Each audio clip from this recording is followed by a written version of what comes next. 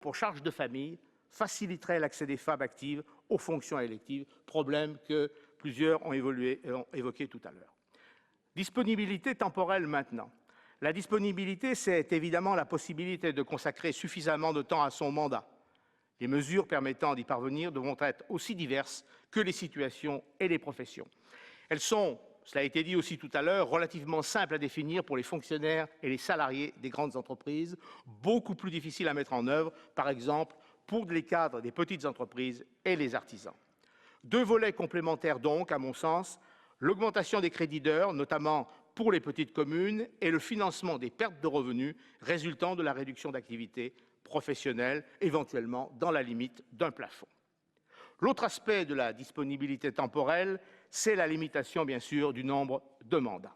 Le bon sens voudrait qu'un mandat de parlementaire ne soit pas compatible avec les fonctions de maire, quelle que soit la taille de la commune, d'adjoint à partir d'un certain seuil ou de président de PCI à partir d'une taille à définir. Leur participation aux assemblées locales devrait par contre être encouragée pour que ce ne soient pas des élus hors sol, comme on l'a dit tout à l'heure. C'est plus en fonction de la charge à assumer qu'en fonction de la nature juridique du mandat qu'il conviendrait de raisonner. Deuxième principe, le principe de sécurité. Il s'agit d'assurer aux élus responsables de tout, je pense aux maires en particulier, un minimum de sécurité juridique, de sécurité en matière sociale, en cas de cessation de mandat, en cas de retraite ou reprise d'activité. Sécurité juridique. Il conviendrait de réaffirmer que, dans l'exercice de sa mission, l'élu n'agit pas à titre personnel, mais au nom de la collectivité, qu'il n'est ni un décideur privé, ni quelqu'un agissant au nom d'une compétence de type professionnel. Il s'ensuit, s'agissant des délits non intentionnels et non détachables du service qu'il pourrait commettre, que c'est la responsabilité pénale de la collectivité qui devrait être mise en cause en premier, celle de la personne physique ne pouvant intervenir que s'il apparaissait qu'une faute grave a été commise. Il conviendrait aussi de revenir sur la notion de délit formel et celle de prise illégale d'intérêt s'agissant d'intérêt moral où la notion, à ce moment-là, perd son sens. Couverture sociale, il s'agirait d'améliorer la couverture sociale et particulièrement le régime de la retraite obligatoire, particulièrement pour les indemnités les plus basses, d'étendre les dispositions facilitant le retour à la vie professionnelle, droit à formation qualifiante et indemnité de fin de mandat, aux communes de moins de 20 000 habitants. Dernier principe, le principe de responsabilité. L'amélioration significative de la situation des élus locaux a pour corollaire un renforcement de leurs obligations en matière de formation, de transparence et de démocratie. La meilleure manière de combattre l'idée fausse, selon laquelle la démocratie dite participative perfectionnerait la démocratie représentative, la meilleure façon de renforcer vraiment la démocratie locale serait de créer les conditions du débat démocratique à l'intérieur des assemblées locales.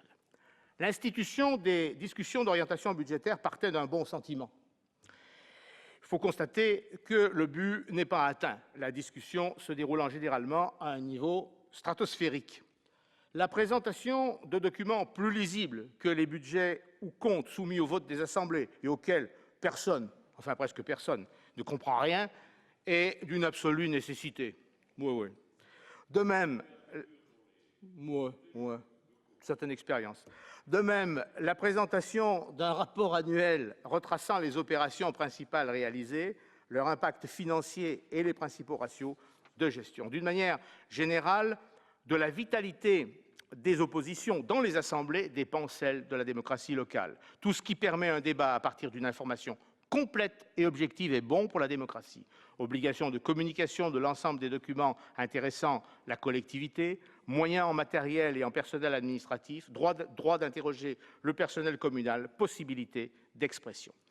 Corrélativement, on peut se demander s'il ne serait pas utile d'étendre, avec bon sens, certains des droits dont bénéficient les titulaires de fonctions exécutives aux représentants des groupes d'élus quand ils existent. Encore une fois, ce n'est pas à l'extérieur, mais au sein des assemblées que doit fonctionner le contre-pouvoir sans lequel la démocratie reste un mot vide. Ce point me paraît plus important, et sur ce point je diffère de ce qu'a dit Jean Puech, que de changer le mode de désignation des exécutifs locaux qui n'est pas remis en cause par la population, pas plus que la disparition des départements et de certaines communes, idée routinière pour feuilletonistes politiques. Et vous me direz, l'intendance dans tout ça. Eh bien, ces dispositions ont en effet un impact financier évident et les collectivités les plus petites n'ont pas les moyens de les assumer seules.